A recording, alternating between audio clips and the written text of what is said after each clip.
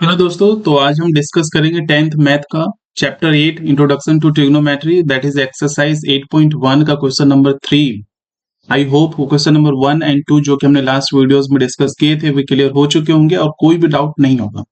सी question number 3 में क्या बोला गया, साइन ए इक्वल टू 3/4 अगर है देन हमें बताना है कॉस ए की वैल्यू क्या होगी एंड टेन ए की वैल्यू क्या होगी। अगर आप भी इस तरीके के क्वेश्चन में अटकते हो तो इस वीडियो की लास्ट तक अगर बने रहते हो तो यकीन मानिए ये क्वेश्चन आपके लिए बेहद आसान हो जाएगा। राइट, कैसे? देखिए, सबसे पहली चीज तो हम क्या करेंगे कि जो भी गिवन है आप उसको देखो ध्यान से। साइन ए गिवन है, कितना गिवन है? 3/4। ठीक है, साइन ए गिवन अगर है तो सबसे पहले तो हम एक ट्रायंगल बनाएंगे और उस ट्रायंगल का नाम भी देंगे ए बी सी।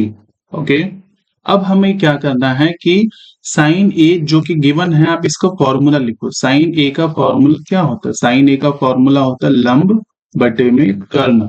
राइट, तो लंब कितना किसके इक्वल है? 3 के इक्वल है, बट एग्जैक्ट लंब को यानी इसको आप 3 नहीं बोल सकते। तो लंब को आप क्या कहोगे? लेट करोगे, यानी कि आप मानोगे। आपने क्या कहा कि लेट की जो लंब है उसको आप कितना मानोगे? 3 के, यानी कि लंब को किसके जैसा मानोगे? 3 के, और कर्ण को कितना मानोगे? 4 के। ठीक है, यहां तक आप कहोगे एग्जैक्ट हमने 3 और 4 क्यों नहीं लिया? क्योंकि वो इक्वल नहीं, अपॉन में है वो, इसलिए। ठीक है, रेशियो है। तो लंब 3 के है, यानी कि ये जो लंब है वो कितना? 3 के, और ये कितना है? 4 के। तो सबसे पहले तो आप इस ए बी को कैलकुलेट करो, यानी आधार निकालो। आप आधार कैसे निकालोगे? आप जानते हो आधार अगर निकालना हो पाइथागोरस फॉर्मूले से तो इसका फॉर्मूला सिंपली क्या होगा? फॉर्मूला होगा कर्ण स्क्वायर माइनस लंब स्क्वायर। राइट, ये आई होप कि ये पता होगा आपको। कर्ण स्क्वायर यानी कि कर्ण कितना? देखो 4 के, तो 4 के का हमने क्या किया? यहाँ पर स्क्वायर किया। माइनस में कितना है? लंब, लंब कितना है बोलो? 3 के, तो हमने क्या किया? 3 के का स्क्वायर।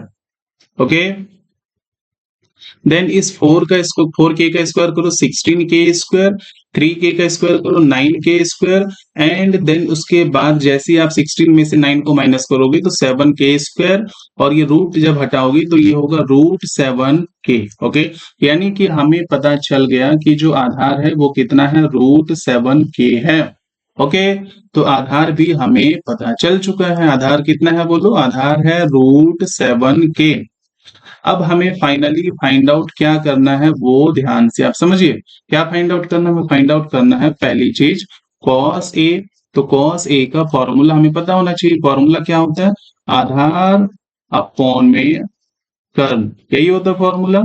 अब सवाल ये है कि आधार कौन सा होगा? ये मैंने लास्ट वीडियो में बताया था आपको कि जो भी गिवन है यहाँ पर ए गिवन है तो ए के साथ वाला साइड क्या होगा? हमेशा आधार होगा। तो ए देखो ये रहा ए के साथ वाला साइड एक तो ये है और दूसरा ये है, तो ये कर्ण तो हमेशा फिक्स है।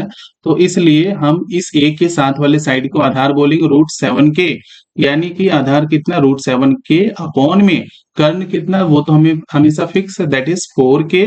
तो जैसे इस के से के कैंसिल आउट करोगे तो आपको पता चला कि कॉस ए की वैल्यू कितनी आ गई? √7/4। राइट, इसी तरीके से जैसे ही आप tan a निकालोगे तो tan a कैसे निकालोगे? दूसरी बार में tan a निकालने के लिए आपको फॉर्मूला पता होना चाहिए। फॉर्मूला क्या है tan a का फॉर्मूला?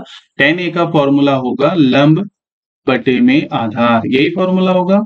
तो लंब कौन सा होगा? ए लिखा है, ए के साथ वाला साइड हमेशा क्या होगा? आधार, यानी ए देखो ये लिखा हुआ तो ए के साथ वाला साइड ये क्या है? आधार।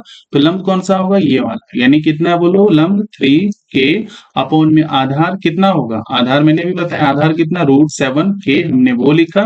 के से के कैंसिल आउट करोगे तो आपको पता चलेगा कि लंब tan a की वैल्यू कितनी होगी? 3/√7। So this is the value of tan a। तो इस तरीके से क्वेश्चन भी आपका कंप्लीट हुआ। अगेन देखिए क्या कहा गया था, साइन ए गिवन था, हमने सबसे पहले साइन ए का फॉर्मूला लगाया। फॉर्मूला क्या होता है? लंब बटे में कर्ण। तो लंब को किसके इक्वल रखा? 3 के इक्वल लिखा। कर्ण को किसके इक्वल लिखा? 4 के। और पाइथागोरस से हमने आधार कैलकुलेट किया और आधार हमें पता चला कितना? √7 के। देन उसके बाद cos a निकालना था। cos a का फॉर्मूला क्या था, आधार बटे में कर्ण, आधार और कर्ण की वैल्यू लग गई तो हमें पता चल गया √7/4।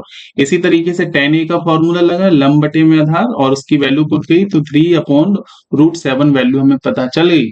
सो इस तरीके से क्वेश्चन नंबर 3 भी आपका कंप्लीट हो चुका है। उम्मीद करता हूँ क्लियर होगा। Thank you so much. Channel पर नए हो सब्सक्राइब करना बिल्कुल ना भूले ताकि अगले वीडियो का नोटिफिकेशन टाइम पर आपको मिल सके। Right, thank you so much, मिलते हैं अगले वीडियो में।